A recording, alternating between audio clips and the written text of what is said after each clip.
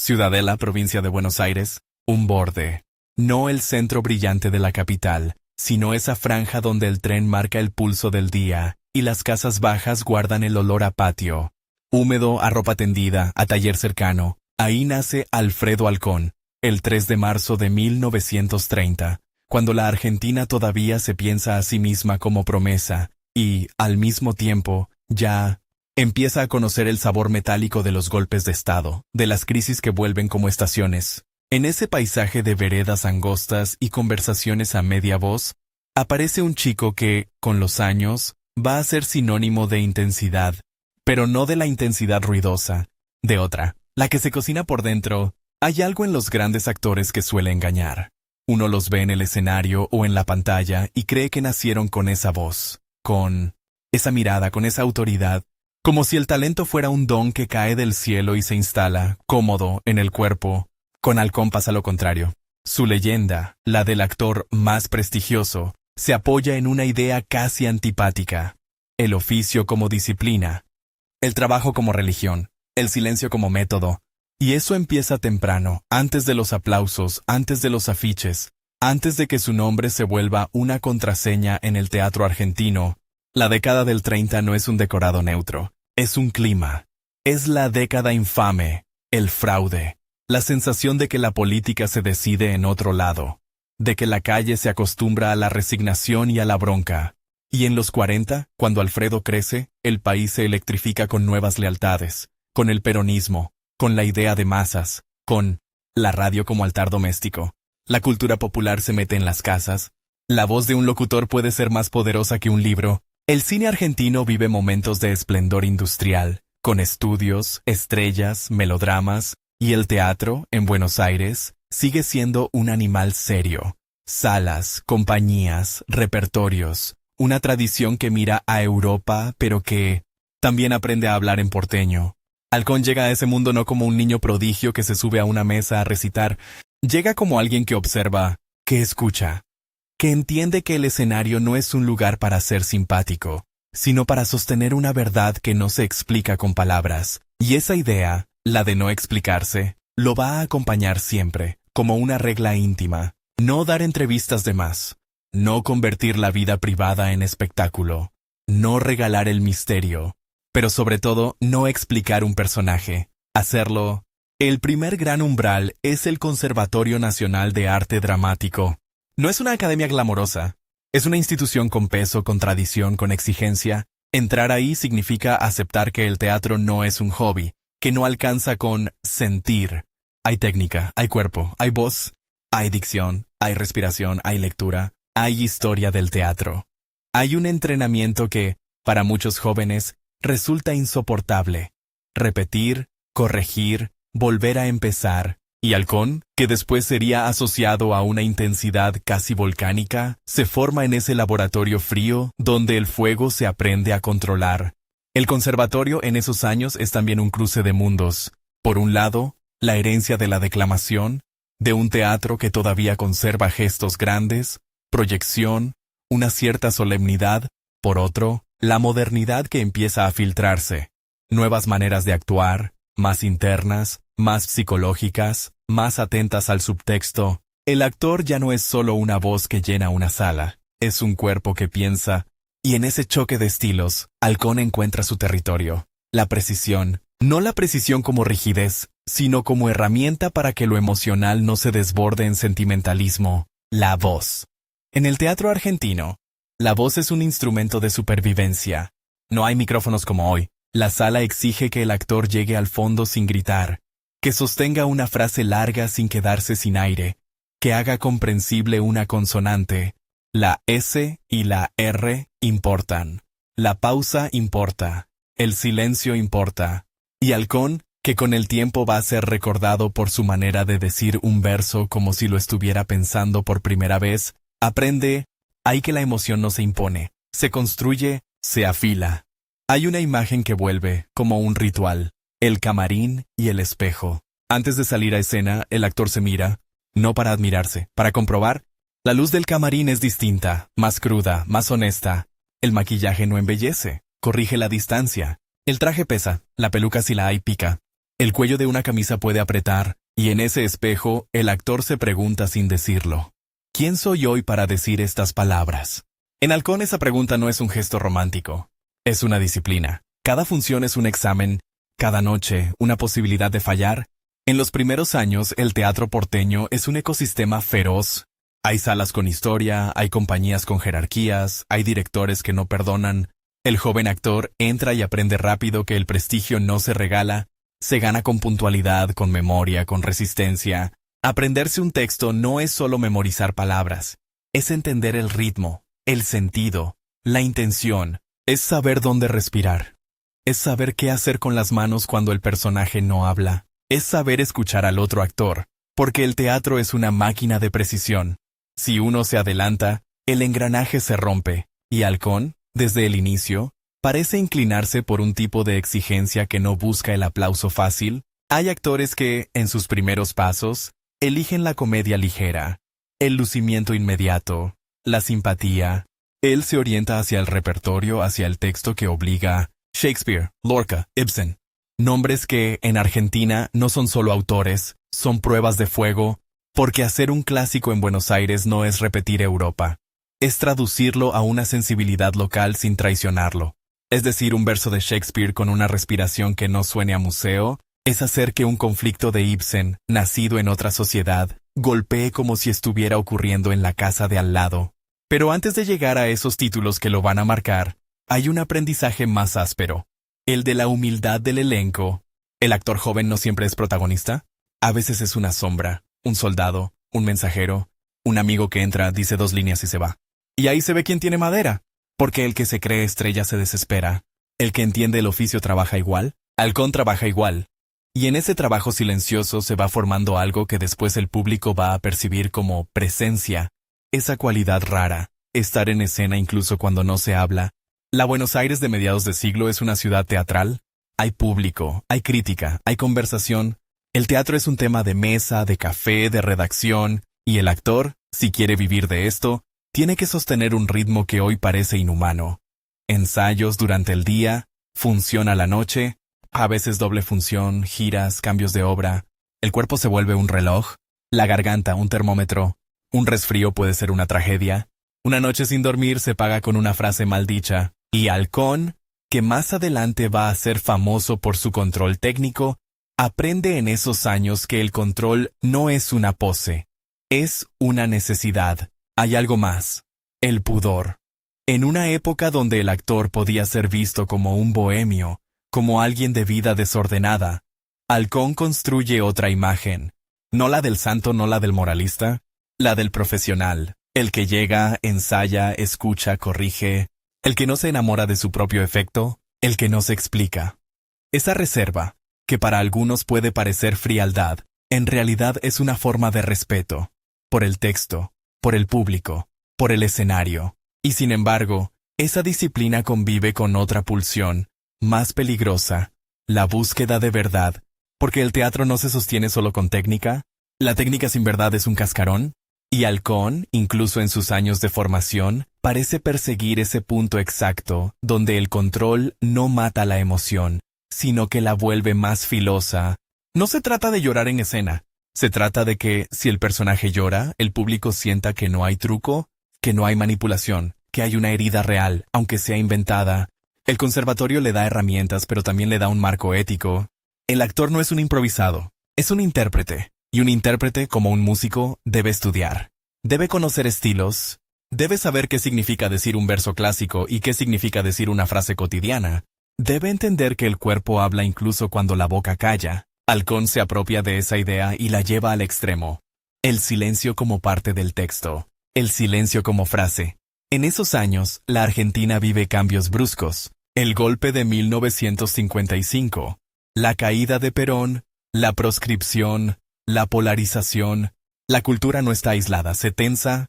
Hay censuras, presiones, climas de sospecha. El teatro, que parece un refugio, también es un campo de batalla simbólico. Elegir una obra, elegir un autor, elegir un tono puede ser leído políticamente. Y el actor, aunque no haga discursos, está dentro de esa tormenta. Halcón aprende a moverse en ese mundo sin convertir su figura en bandera partidaria. pero sin renunciar a la seriedad del repertorio. Es una línea finísima, no ser panfleto pero tampoco ser decorado. La primera vez que un actor siente el peso real del escenario no es en el estreno, es en una función cualquiera, cuando el público está difícil, cuando hay toses, cuando alguien se ríe donde no corresponde, cuando una butaca cruje como un disparo, ahí se prueba el oficio. Y el joven halcón, en esas noches, empieza a construir una relación particular con el público. No lo seduce, lo enfrenta. No lo agrede, pero tampoco le pide permiso. Le propone una intensidad que exige atención, y esa exigencia con el tiempo se vuelve su marca. En el teatro, el prestigio se construye con rumores. Dicen que ese pibe es serio. Dicen que trabaja como un animal. Dicen que en escena no miente. No son titulares, son frases de pasillo. Y esas frases en Buenos Aires pueden abrir puertas. Un director escucha. Un productor pregunta. Un actor mayor recomienda. Y así, de a poco, Halcón empieza a ocupar lugares más visibles. No por escándalo. Por consistencia, hay un detalle que suele pasarse por alto. El actor de teatro, en esa época, vive en un régimen de repetición que es casi una tortura creativa. Hacer la misma obra noche tras noche puede convertir el texto en rutina, y la rutina es el enemigo. Halcón parece detectar eso temprano. Su disciplina no es para repetir mecánicamente, es para evitar la repetición vacía. Cada función debe tener un filo nuevo, aunque el texto sea el mismo, y eso implica un trabajo interno agotador. Estar presente, de verdad, en el minuto exacto. No actuar como ayer, actuar hoy. El espejo del camarín vuelve. La cara cambia con la luz, los ojos se acostumbran a verse transformados. El actor aprende a reconocer su propio rostro como material. No es vanidad, es herramienta. ¿Qué hace una ceja? ¿Qué hace una mandíbula tensa? ¿Qué hace una mirada sostenida un segundo más? En Halcón, esa conciencia del rostro se vuelve casi quirúrgica. Más adelante, en cine, esa precisión va a ser oro, pero primero se entrena en el teatro, donde el gesto debe ser legible desde lejos, sin volverse caricatura, y está la lectura. Los clásicos no se actúan sin leer. Leer y releer. Entender el contexto. Entender la música del idioma. Shakespeare no es solo trama, es ritmo. Lorca no es solo poesía. Es sangre, es tierra, es deseo y muerte en una misma frase. Ibsen no es solo conflicto familiar, es una disección moral. Halcón se mete en esos mundos con una seriedad que para algunos puede parecer excesiva, pero esa seriedad es la que lo separa del actor que hace de actor. Él quiere ser instrumento. En la escena porteña, además, existe una tensión permanente entre lo popular y lo culto, entre el teatro comercial que llena salas con comedias y figuras televisivas, y el teatro de repertorio que busca otra densidad. Halcón desde temprano se ubica del lado del rigor, no porque desprecie lo popular, sino porque su temperamento parece pedir otra cosa, el desafío, el papel que no se resuelve con simpatía, el personaje que obliga a cavar, y cavar significa exponerse, porque el actor que busca verdad se arriesga a quedar ridículo, a quedar demasiado intenso, a quedar demasiado quieto, a que el público no lo siga. Halcón acepta ese riesgo como parte del oficio, no lo romantiza, lo trabaja, lo ensaya, lo pule, y cuando sale a escena, lo sostiene con una calma que desconcierta. No parece estar haciendo algo, parece siendo atravesado por algo. En esos primeros años también se aprende la política interna del teatro, los egos, las rivalidades, las alianzas, el reparto de roles, la crítica que puede levantar o hundir, el comentario venenoso en un camarín ajeno. Halcón, reservado, no se vuelve un animal de chismes. Se protege, se guarda, y esa reserva que lo hace un poco inaccesible, también lo mantiene enfocado, no se dispersa, no se quema en la fogata social, se concentra en el trabajo. La televisión empieza a crecer como fenómeno masivo, pero todavía no devora todo. El cine tiene altibajos, el teatro sigue siendo un lugar donde se construye reputación con paciencia, y Halcón, en ese ecosistema, empieza a ser visto como alguien distinto. Un actor joven con una seriedad de veterano. No porque sea viejo, sino porque entiende el tiempo largo. El prestigio en su caso no es un golpe de suerte, es una acumulación. Hay noches en que el actor vuelve a su casa con el texto todavía en la boca, se sienta, repasa mentalmente una escena, se reprocha una pausa, una intención. El público ya se fue, pero el actor sigue en el escenario por dentro. Esa es la clase de obsesión que puede destruir a alguien o convertirlo en maestro. Halcón parece elegir lo segundo, aunque el precio sea alto. Vivir siempre con la sensación de que falta algo, de que se puede hacer mejor, de que el personaje todavía no está del todo revelado. Y en esa búsqueda aparece una paradoja. Cuanto más se controla, más se permite el peligro. Porque el peligro sin control es accidente. El peligro con control es arte. Halcón aprende a construir una estructura sólida, técnica, texto, ritmo, para que, dentro de esa estructura, pueda ocurrir lo imprevisible, una emoción verdadera, un silencio que pesa, una mirada que cambia el sentido de una frase. El público no ve la estructura, ve el temblor, pero el temblor está sostenido por hierro. La formación en el conservatorio no termina cuando se recibe. En un actor como Halcón, la formación se vuelve permanente. Cada obra es una escuela nueva. Cada director, un idioma. Cada compañero, un espejo distinto. Y el joven de Ciudadela, que podría haberse quedado en la comodidad de un estilo, elige otra cosa. No instalarse, no repetirse, no convertirse en una fórmula. Por eso cuando empiezan a llegar los primeros protagónicos teatrales, no llegan como coronación, sino como responsabilidad. El protagonista no es el que más brilla, es el que sostiene la obra. El que carga con el ritmo, el que si se cae arrastra a todos. Halcón asume ese peso con una mezcla rara de control y vulnerabilidad. Control para no fallar. Vulnerabilidad para no volverse estatua. Y el público, que a veces no sabe explicar por qué, empieza a sentirlo. Hay actores que se entienden rápido. Hacen reír, hacen llorar, hacen enojar. Halcón no se entrega así. Hay que mirarlo, hay que seguirlo. Hay que aceptar que no va a subrayar, que no va a guiñar el ojo, que no va a decir miren qué bien actuó. Su actuación, incluso en los comienzos, tiene algo de pudoroso, como si el escenario fuera un lugar sagrado donde no se puede mentir ni exhibirse. En Buenos Aires el teatro también es un termómetro social. La gente va a ver obras para pensar, para discutir, para sentir que participa de una conversación más grande, y Halcón, con su elección de repertorio y su manera de estar en escena, se vuelve parte de esa conversación sin necesidad de discursos. Su cuerpo dice, su voz dice, su silencio dice, el camarín, otra vez. El espejo devuelve un rostro joven, pero ya marcado por la concentración. La mano ajusta un botón, la garganta prueba una vocal. El actor escucha el murmullo del público del otro lado de la pared. Como un mar contenido, hay un instante, siempre, antes de salir. El instante en que uno podría darse vuelta e irse. Nadie lo obligaría físicamente, pero el actor sale. Sale porque eligió esto, porque el escenario con todo su terror es el lugar donde su vida tiene sentido. Alfredo Halcón empieza así. No como un fenómeno mediático, no como un ídolo instantáneo, sino como un trabajador del teatro que entiende que el prestigio no se proclama, se construye, y que se construye en lo invisible, en el ensayo interminable, en la lectura nocturna, en la corrección obsesiva, en la renuncia a la explicación fácil, en el espejo del camarín, donde cada noche se afila la voz y se endurece la mirada, y donde un actor, antes de convertirse en mito, se pregunta en silencio si está listo para decir una vez más palabras que no son suyas como si fueran la única verdad posible. Buenos Aires lo va tragando de a poco, como tragan las ciudades grandes. Primero te deja entrar, después te exige. Y el teatro porteño, que en los años 50 y 60 todavía conserva algo de ceremonia. La gente bien vestida, el programa doblado, en el bolsillo, el comentario en voz baja antes de que se apague la sala. Empieza a reconocer en ese muchacho de Ciudadela una cualidad que no se compra ni se aprende del todo.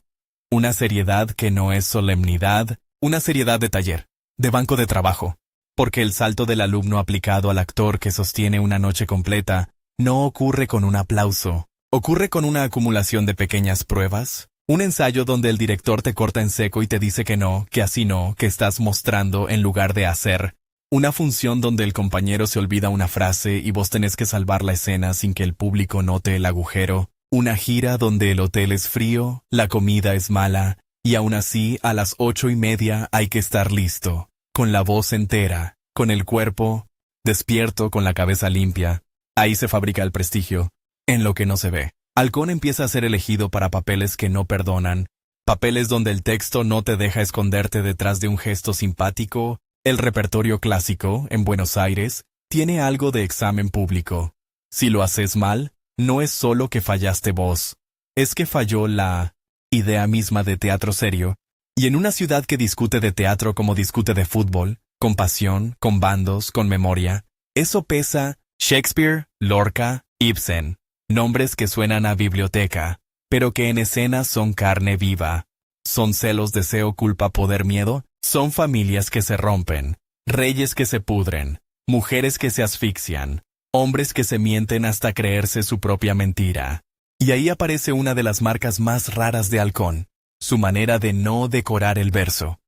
No lo recita como quien exhibe cultura, lo piensa, lo mastica, lo deja caer con una naturalidad trabajada, como si el personaje estuviera encontrando las palabras en ese instante, aunque esas palabras tengan siglos. Eso para el público es hipnótico. Porque el clásico cuando funciona deja de ser clásico, se vuelve presente, y Halcón, con esa mezcla de control técnico y peligro interno, logra que el presente se instale. En el camarín el espejo ya no devuelve al estudiante, devuelve a un actor que empieza a entender el costo de ser protagonista. El traje pesa distinto cuando sos el centro. La peluca, si la hay, no es un accesorio, es una máscara que te obliga a sostener una energía. El maquillaje no tapa, expone, te marca los pómulos, te endurece la mirada, te envejece o te afila. Y la voz es un animal que hay que domar cada noche.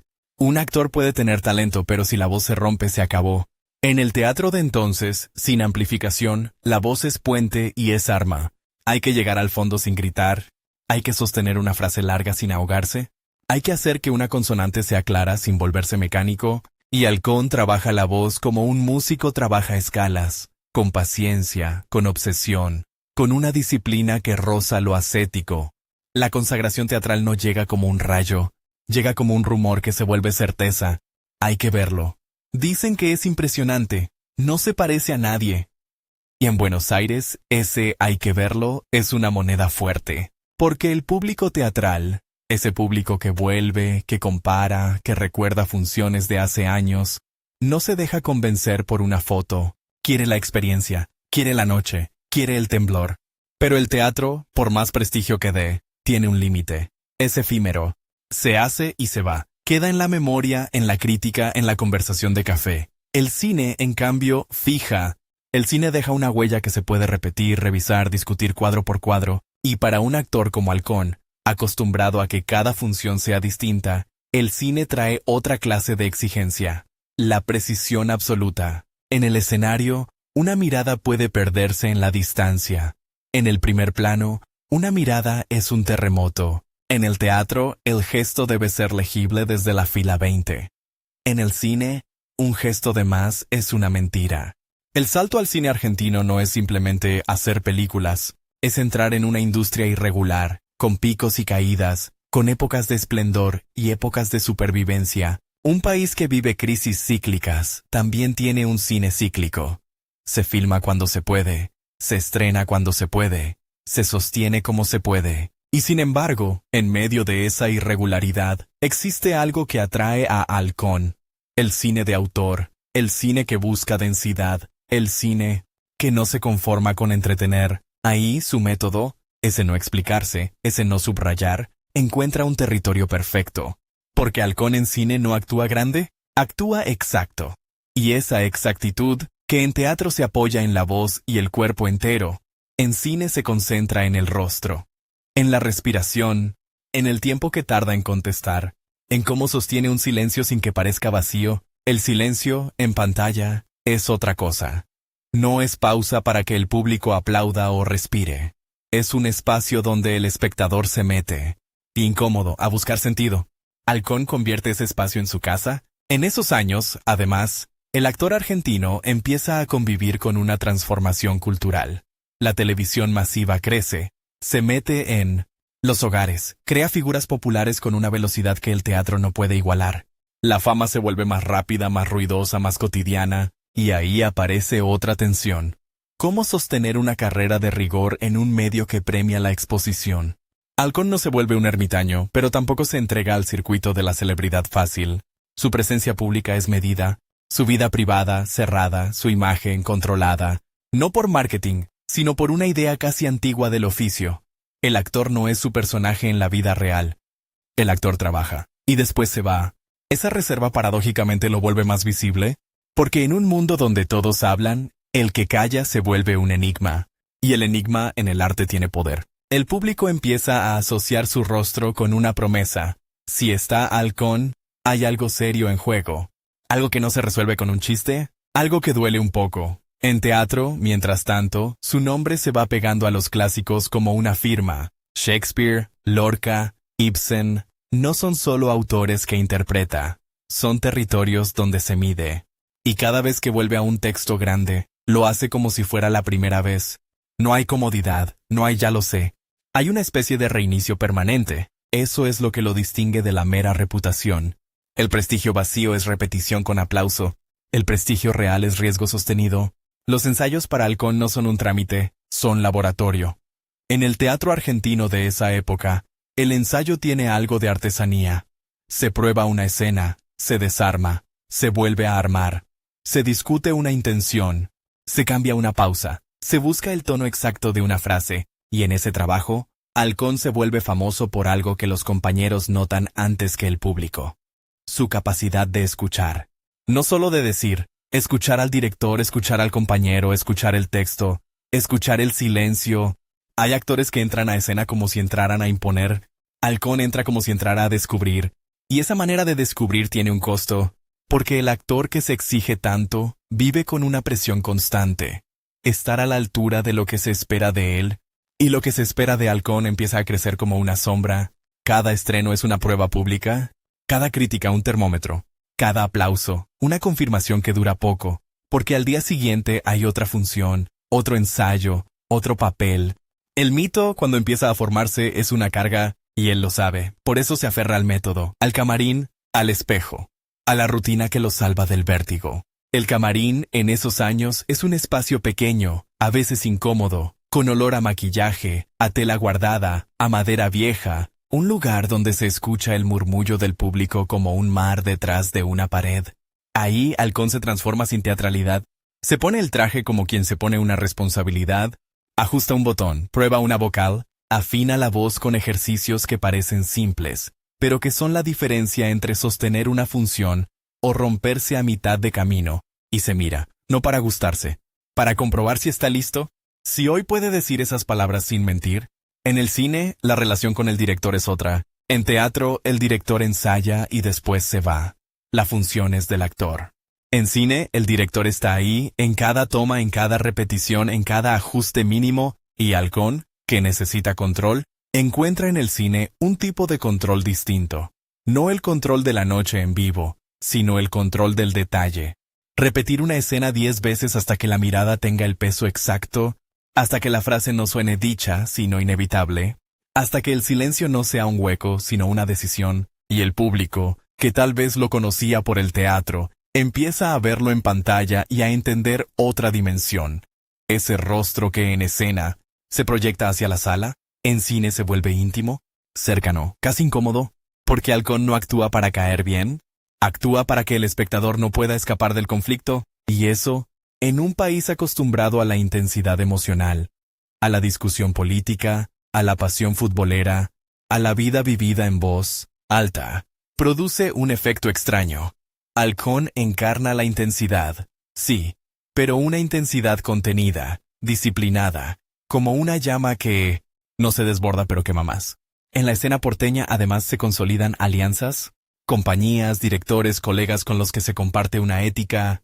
El teatro es comunidad, aunque esté lleno de egos, y Halcón, sin ser un hombre de camaradería ruidosa, se vuelve un referente silencioso, no da lecciones en voz alta, enseña con el ejemplo, llega a horario, sabe el texto, ensaya con seriedad, no se permite la mediocridad. Eso, en un medio donde la tentación de la improvisación es grande, es una forma de liderazgo, y mientras su nombre crece, crece también la tensión entre el actor de clásicos y el actor moderno. Porque el teatro argentino, como todo teatro vivo, discute estilos, discute si hay que romper la declamación, si hay que actuar más natural, si hay que politizar el escenario, si hay que experimentar con formas nuevas. Halcón, que podría quedar encasillado como actor de repertorio, se mueve con una inteligencia particular. No se queda en el museo. Usa el clásico como campo de experimentación, lo vuelve contemporáneo sin traicionarlo, y cuando aborda textos más modernos, no abandona la técnica. La pone al servicio de otra verdad. Esa combinación, clásico y moderno, disciplina y riesgo, lo convierte en una figura transversal.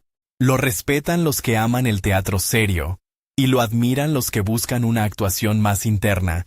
Lo miran los jóvenes actores como se mira a alguien que ya pasó por el fuego y no se quemó del todo.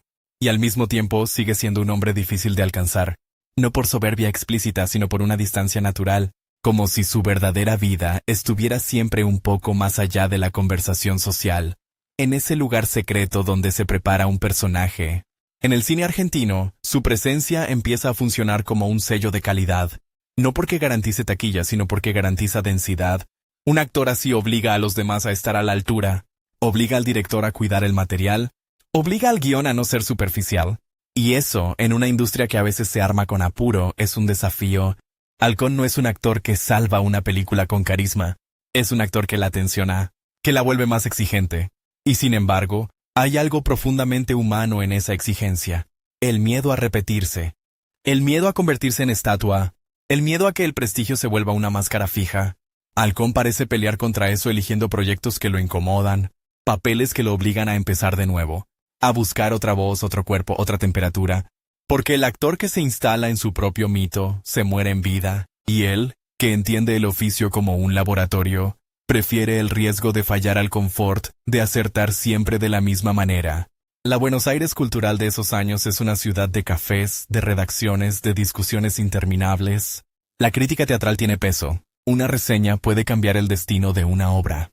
Y Halcón, que no se alimenta de elogios pero tampoco es inmune, aprende a convivir con esa mirada externa, a no actuar para la crítica pero a saber que la crítica existe, a no buscar el aplauso fácil pero a sentir el pulso de la sala, porque el teatro es eso, un pacto vivo. Y el actor, por más disciplinado que sea, no actúa en el vacío, actúa frente a cuerpos reales, respirando, tosiendo, riéndose, resistiéndose. Hay funciones donde el público está entregado y todo fluye, y hay funciones donde el público está duro, distante, como si hubiera venido a juzgar. En esas noches, el actor se enfrenta a una pared invisible, y ahí se ve quién tiene oficio. Halcón no se desespera, no acelera, no subraya, sostiene, aguanta el silencio. Deja que la escena respire, y muchas veces esa paciencia termina ganando, porque el público, ante alguien que no mendiga atención, termina prestándola.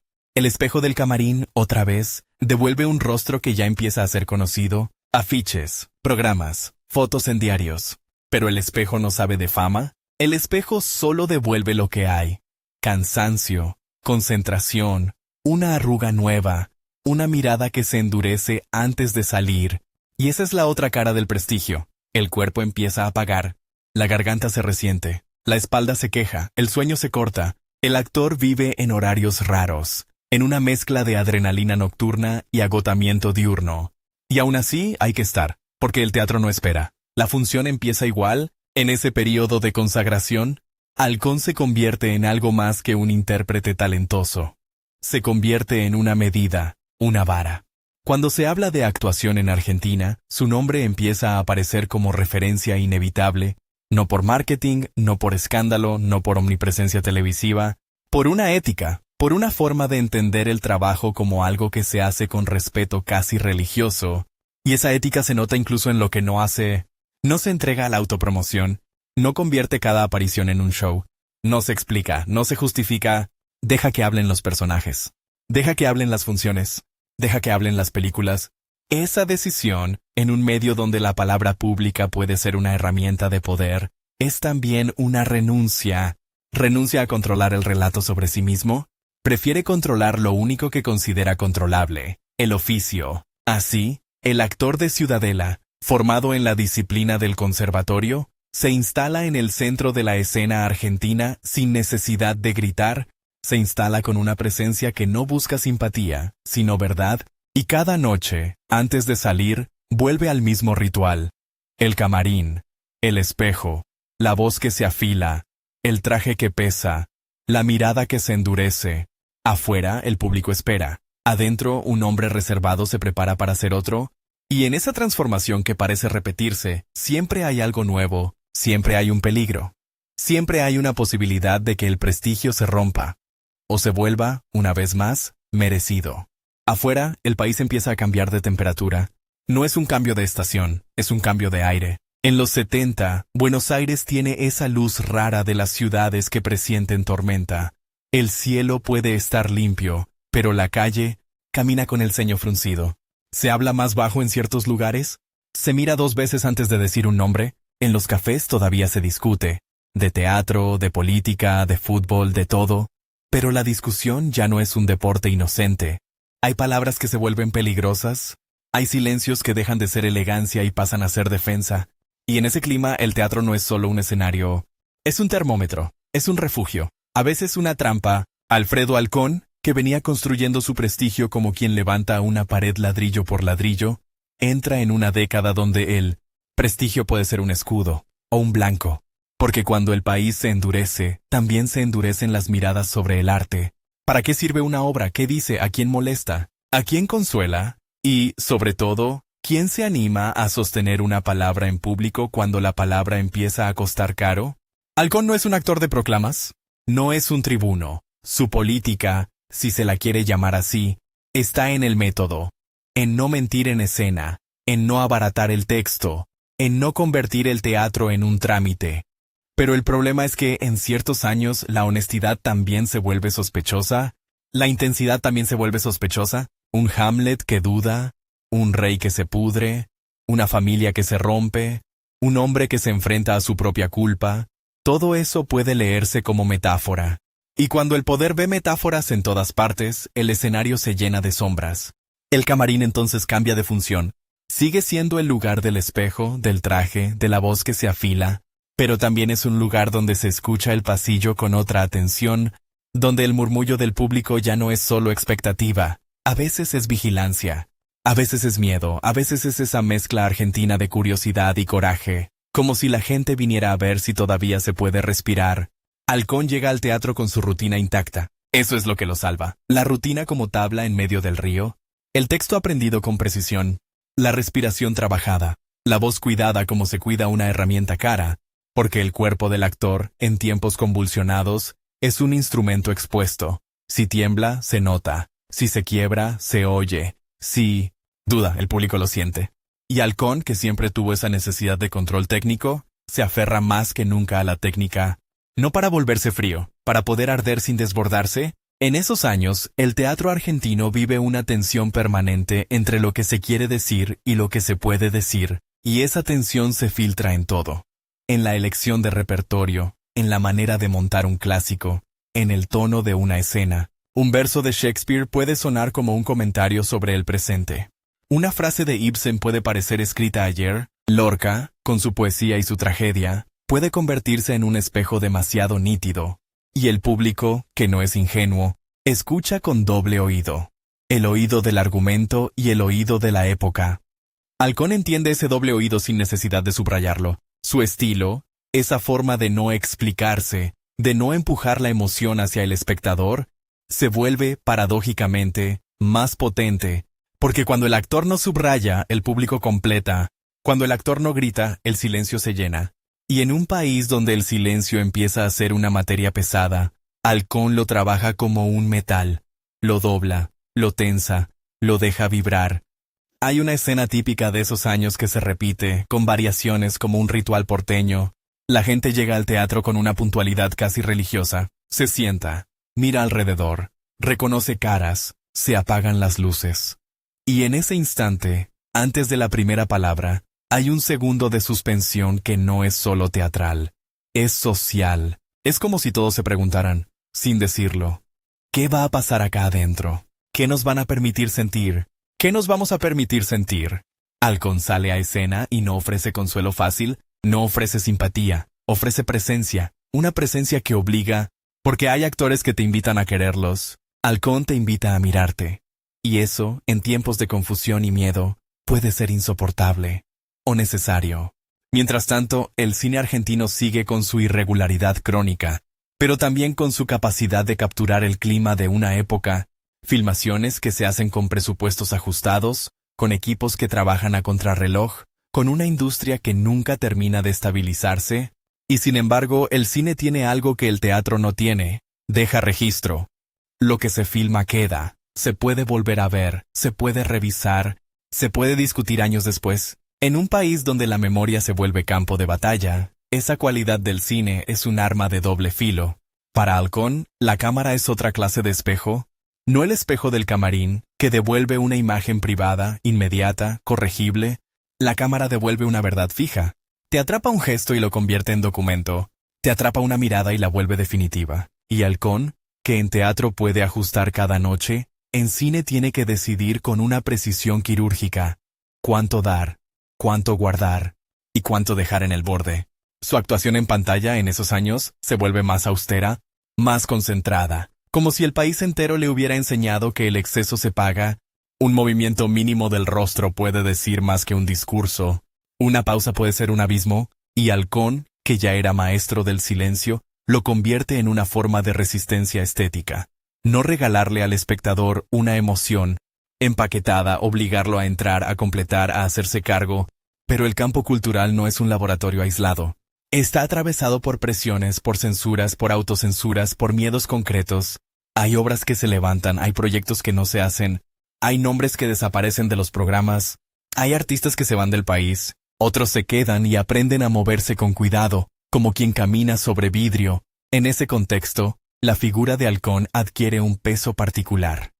No es solo un actor prestigioso, es una referencia de seriedad en 1900, un mundo donde la seriedad puede ser interpretada como desafío, y sin embargo él no se convierte en bandera, no se deja usar como símbolo fácil. Su reserva, esa distancia que siempre lo acompañó, se vuelve también una forma de protección. No se expone más de lo necesario, no se presta al comentario liviano, no alimenta el circuito del chisme. En una época donde la exposición puede ser peligrosa, su manera de estar sin mostrarse del todo es casi una estrategia de supervivencia, pero también es coherencia. Halcón siempre creyó que el actor debe hablar en escena, no en la sobremesa. Esa decisión tiene un costo, porque el público cuanto más lo admira más quiere acceder a él, quiere saber cómo es en la vida real, quiere una confesión, una frase, una definición, y Halcón en general no da eso. Da trabajo, da funciones, da personajes. Es como si dijera, sin decirlo, lo demás es ruido. En los teatros, la vida cotidiana sigue con su materialidad obstinada. Los pasillos con olor a humedad y a madera vieja, los telones pesados, las sogas y poleas que crujen, los técnicos que fuman apurados en la puerta de servicio, las actrices que se retocan el maquillaje con una concentración que parece oración, los actores jóvenes que miran de reojo al maestro, tratando de aprender sin molestar, y Halcón en el centro de ese ecosistema, mantiene una disciplina que impresiona porque no es teatral. No hace de la disciplina un espectáculo. Simplemente la ejerce, llega temprano, calienta la voz, repite el texto, no por inseguridad sino por respeto, porque el texto para él no es un pretexto, es una partitura, y como un músico serio no sale a tocar sin afinar, Halcón no sale a decir una frase sin haberla probado en la boca, sin haberla sentido en el cuerpo. Hay consonantes que se trabajan como si fueran clavos, hay vocales que se abren como puertas, hay respiraciones que se colocan con exactitud para que una frase larga no se muera a mitad de camino. El público no ve ese trabajo, ve el resultado, una naturalidad que parece milagro, pero el milagro en Halcón siempre está ayer. En esos años de madurez aparece otra tensión.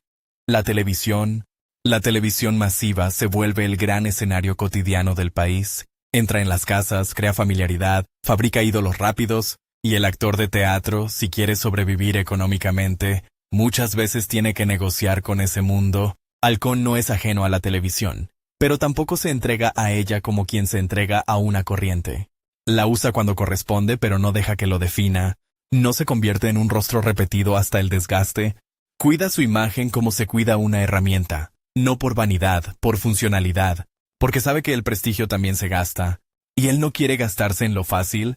Esa elección otra vez lo vuelve más singular. En un medio donde la presencia constante parece requisito, Halcón aparece y desaparece con una lógica propia, y cada vez que aparece, el efecto es más fuerte, porque no está de paso, está para hacer algo que le importe. Y esa seriedad, en un país que alterna entre la euforia y el derrumbe, se vuelve un punto de apoyo. La transición democrática cuando llega no borra de golpe las sombras, Las sombras quedan en los cuerpos, en las conversaciones, en las ausencias, pero cambia el aire. Se vuelve a hablar más alto, se vuelve a discutir con menos miedo, y el teatro, que había sido refugio y campo minado, se convierte también en lugar de reconstrucción. Se reponen obras, se estrenan textos nuevos, se revisa el pasado, se intenta entender qué pasó, y en ese movimiento Halcón ocupa un lugar extraño. Es parte del canon, sí, pero no se comporta como estatua. No se sienta a disfrutar del reconocimiento, sigue eligiendo papeles que lo obligan a empezar de nuevo. Ahí se ve su miedo más íntimo, repetirse, convertirse en halcón haciendo de halcón. El prestigio cuando se vuelve automático mata, y él lo sabe. Por eso, incluso cuando el público ya lo aplaude antes de que diga la primera frase, él no se permite la comodidad. El aplauso anticipado es una trampa dulce. Te promete que ya ganaste. Halcón lo recibe pero no lo cree. Sale a escena como si tuviera que convencerlos otra vez. Como si el prestigio no existiera. Como si el espejo del camarín le hubiera devuelto, cada noche, la misma advertencia muda. Hoy también podés fallar, y falla, a veces. No en el sentido de un desastre público, sino en el sentido más cruel para un perfeccionista. Noches donde siente que no llegó, que la escena no respiró como debía, que la emoción se quedó corta o se pasó de rosca, que el control técnico ganó demasiado y la verdad se escondió. Esas noches, el actor prestigioso no se va a festejar. Se va a rumiar, a corregir, a volver al taller. Porque el mito desde afuera parece sólido, desde adentro es frágil, se sostiene con trabajo. En los ensayos, su relación con los directores y compañeros se vuelve más compleja. Ya no es el joven que aprende, es el referente, y ser referente es incómodo. Porque todos miran, todos interpretan. Un gesto suyo puede ser leído como aprobación o como crítica. Una sugerencia puede sonar a orden. Y Halcón, que no es un hombre de imposiciones ruidosas, aprende a liderar con una forma particular de autoridad. La autoridad del que se exige a sí mismo más que a los demás. No necesita levantar la voz. Su estándar habla por él. Hay algo casi físico en esa autoridad. Se nota en cómo entra al escenario durante un ensayo, en cómo se planta, en cómo escucha. Porque escuchar en Halcón no es cortesía, es método. Escucha al compañero para responder de verdad, no para esperar su turno. Escucha el ritmo de la escena como quien escucha una música. Escucha el silencio del director cuando algo no funciona. Y cuando propone un ajuste, no lo hace para lucirse, sino para afinar el mecanismo. El teatro para él es mecanismo vivo. Si una pieza falla, todo se resiente. En el cine, durante esos años, también se vuelve un actor que obliga a los demás a elevarse. Un actor así no permite la mediocridad alrededor. No porque humille, sino porque su presencia expone. Si el guión es flojo, se nota más. Si el director no tiene claridad, se nota más. Si un compañero actúa en automático, se nota más. Halcón nos salva con carisma, desnuda con rigor. Y eso genera admiración, y a veces incomodidad. Porque trabajar con alguien tan preciso es como trabajar con un espejo que no perdona. Y sin embargo esa precisión no es frialdad, es contención. Es una manera de sostener la emoción sin derramarla. En un país donde la emoción suele ser torrente, Halcón ofrece otra cosa. Emoción como cuchillo, fina, filosa, controlada. Y por eso duele más. La Buenos Aires de la postdictadura, con su efervescencia cultural, también trae nuevas generaciones, nuevas estéticas, nuevas formas de actuar. Aparecen lenguajes más fragmentados, más cotidianos, más experimentales. El teatro se diversifica, el cine busca otras voces, y Halcón, que podría quedar como el gran actor clásico, se mueve con una inteligencia que no siempre se ve. No pelea contra lo nuevo, pero tampoco se disuelve en la moda. Toma lo que le sirve, lo incorpora a su laboratorio y sigue, como si su verdadera lealtad no fuera a un estilo, sino al oficio. El oficio, siempre el oficio. Esa palabra que suena humilde, y en su caso es gigantesca. En el camarín, el espejo empieza a devolver señales del tiempo, una línea más marcada alrededor de los ojos, una rigidez leve en el cuello después de una función exigente, la garganta que pide más cuidado, el cuerpo que ya no perdona la noche mal dormida, y sin embargo el ritual se mantiene, el traje sigue pesando, la mirada sigue endureciéndose antes de salir, la voz sigue afinándose como instrumento. Porque el tiempo, para un actor, no es una idea abstracta, es carne, es aire, es resistencia. Y ahí aparece otra paradoja de su madurez. Cuanto más se vuelve el más prestigioso, más se encierra en la intimidad del trabajo, como si el reconocimiento público, en lugar de abrirlo, lo empujara hacia adentro, hacia el lugar donde todavía puede controlar algo. Porque afuera el país cambia, los gustos cambian, la industria cambia, la política cambia, pero adentro, en ese cuadrado de luz que es el escenario, todavía hay una ley antigua. Si mentís, se nota, si estás, se siente. Halcón elige estar, una y otra vez, aunque el contexto sea hostil, aunque el contexto sea incierto, aunque el contexto sea ruidoso, él, que hizo del silencio un método, atraviesa décadas donde el silencio tuvo demasiados significados, y logra algo raro, que el silencio vuelva a ser arte, que vuelva a ser elección, que vuelva a ser ese espacio donde el espectador incómodo se encuentra consigo mismo. Por eso, cuando se habla de esos años convulsionados, de dictadura y transición, de crisis y recomposición, su figura no aparece como la del actor que sobrevivió solamente, aparece como la del actor que sostuvo una vara, que no dejó que el rigor se convirtiera en lujo de tiempos tranquilos, que demostró que el teatro serio no es un adorno cultural, sino una forma de respiración colectiva, y cada noche, antes de salir, el mismo gesto mínimo. Mirarse en el espejo sin enamorarse de la imagen, ajustar el traje, probar una frase en voz baja, sentir el peso de las palabras como se siente el peso de una herramienta, abrir la puerta del camarín, escuchar el murmullo de la sala, y caminar hacia la luz con esa mezcla de control y peligro que lo define. El hombre reservado que, al pisar el escenario, se vuelve el rostro público de una intensidad que el país reconoce como propia, aunque no siempre sepa nombrarla. En los 90, Buenos Aires aprende otra clase de vértigo. Ya no es el miedo compacto de los años oscuros, ni la euforia frágil del regreso democrático. Es un zumbido continuo como de neón encendido toda la noche. La ciudad se llena de carteles, de promesas, de palabras nuevas, privatización, convertibilidad, rating, marketing. El teatro, que venía de ser refugio y trinchera, empieza a convivir con otra presión, la de la velocidad, la de la novedad obligatoria, la de la cultura convertida en agenda, y Alfredo Halcón, que nunca fue un hombre de agenda, se vuelve, sin proponérselo, una especie de medida patrón. Cuando todo cambia demasiado rápido, se mira a quien no se apura, a quien no se vende, a quien no se explica. En los camarines de esa década, el espejo ya no devuelve solo el personaje que está por nacer, devuelve también el mito que se le pega al cuerpo. Porque a esa altura, Halcón no entra a un teatro como entra cualquiera, entra con un rumor previo, entra con una expectativa que pesa. Hay espectadores que compran la entrada como quien compra una garantía. Con Halcón al menos no me van a tomar el pelo. Y esa garantía es una bendición y una condena. La bendición, el público confía. La condena, el público exige, no una función buena, una función a la altura. El actor lo sabe. Y lo combate con su única arma real, el trabajo. No el trabajo como consigna moral, sino como procedimiento concreto. La voz, por ejemplo. La voz de Halcón no es un don caído del cielo. Es una herramienta entrenada, cuidada, afinada. En teatro, la voz no es solo volumen, es dirección, es filo, es respiración. Una frase puede ser un puente o un golpe, y él la prueba como se prueba una hoja, con cuidado, con respeto, con desconfianza. Hay días en que la garganta amanece áspera, como si el aire de la ciudad se hubiera vuelto más seco. Hay días en que el cuerpo tarda más en entrar en calor, y entonces el ritual se alarga, un poco más de vocalización, un poco más de silencio antes de hablar. Un poco más de concentración para que el instrumento responda, porque el tiempo en un actor no se mide en calendarios, se mide en músculos, en articulaciones, en la capacidad de sostener una emoción sin que se vuelva gesto repetido, en la posibilidad de decir un texto 1000 veces y que sin embargo suene como si acabara de ocurrir. En esos años, Halcón ya es el más prestigioso para una parte enorme del país. Lo dicen los críticos, lo repite el público, lo asumen los colegas. Y, sin embargo, él sigue eligiendo como si no tuviera ese título.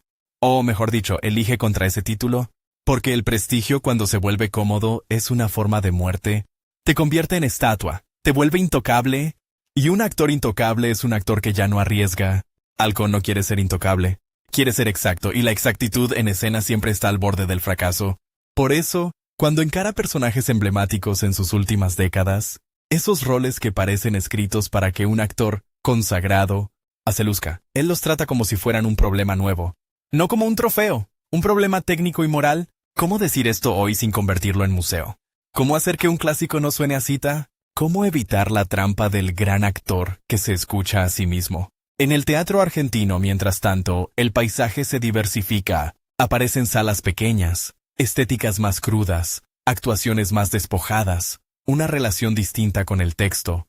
El público se fragmenta. La televisión sigue fabricando familiaridad instantánea. El cine, con altibajos, empieza a encontrar nuevas voces y nuevos modos de producción. Y en medio de esa mutación, Halcón se mantiene como un punto fijo que, paradójicamente, no se queda quieto. Se mueve hacia adentro, hacia el laboratorio. Hay algo que se vuelve más visible con los años. Su reserva no es timidez. Es una ética. Halcón protege el oficio como se protege un secreto. No porque sea esotérico, sino porque es frágil. Si lo expones demasiado se vulgariza.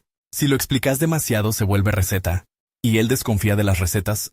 Desconfía del actor que se define en entrevistas, del actor que se narra a sí mismo como personaje. Prefiere que el personaje ocurra donde tiene que ocurrir, bajo la luz, frente a otros cuerpos respirando en la oscuridad. Esa oscuridad, la sala, también cambia con el tiempo.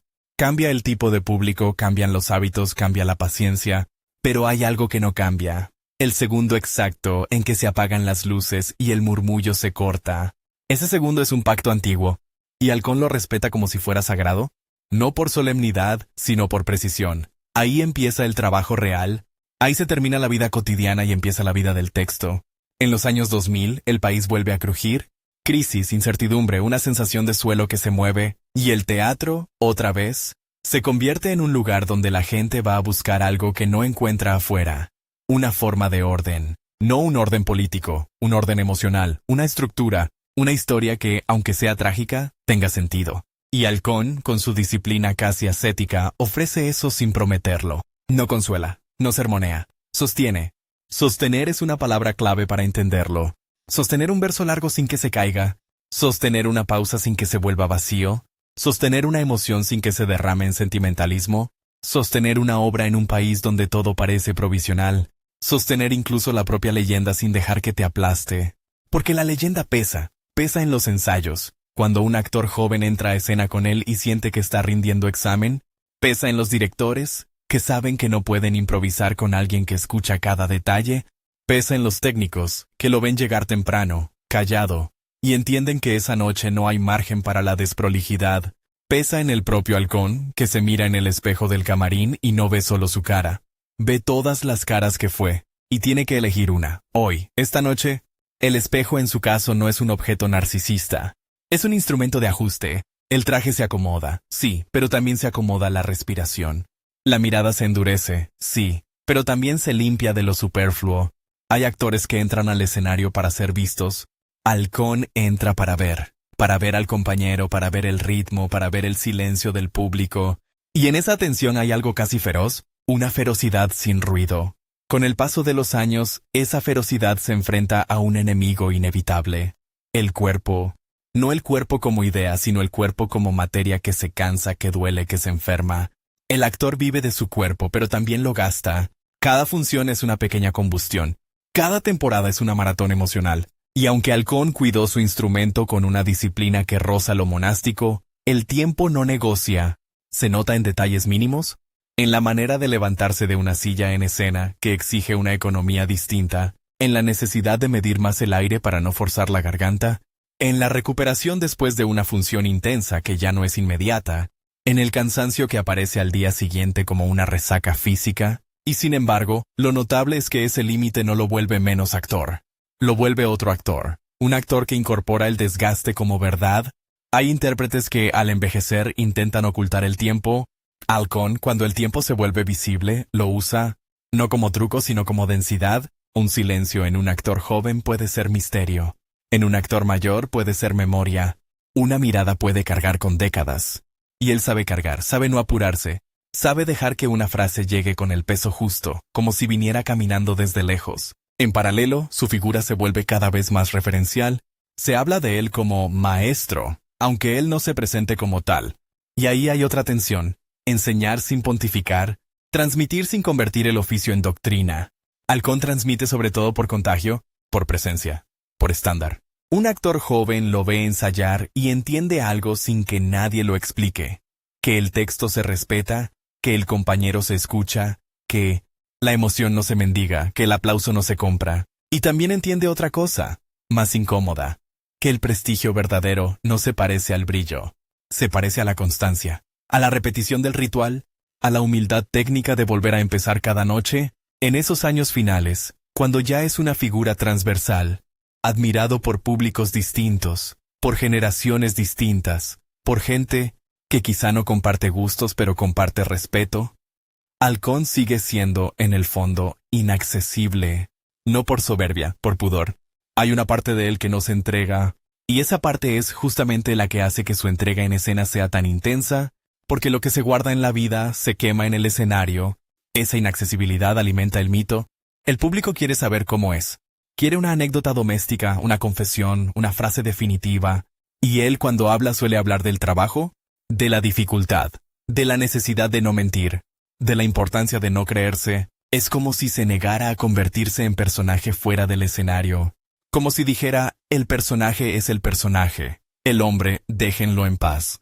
Pero el país no deja en paz a sus íconos, los celebra, los reclama, los usa como señal de identidad, y Halcón termina siendo eso, una señal, una prueba de que, incluso en medio de crisis, incluso con industrias culturales frágiles, incluso con modas que pasan como tormentas, de verano se puede sostener una vara alta, se puede hacer teatro serio sin que sea solemne, se puede hacer cine de autor sin que sea capricho, se puede actuar con intensidad sin caer en el exceso, y entonces llega el tramo más cruel de cualquier biografía artística, cuando el cuerpo empieza a imponer condiciones, cuando la salud deja de ser un fondo silencioso y se vuelve tema, internaciones, complicaciones, rumores que circulan con esa mezcla porteña de preocupación y morbo. El público, que lo vio tantas veces dominar el escenario, descubre que hay un lugar donde nadie domina, la cama de hospital.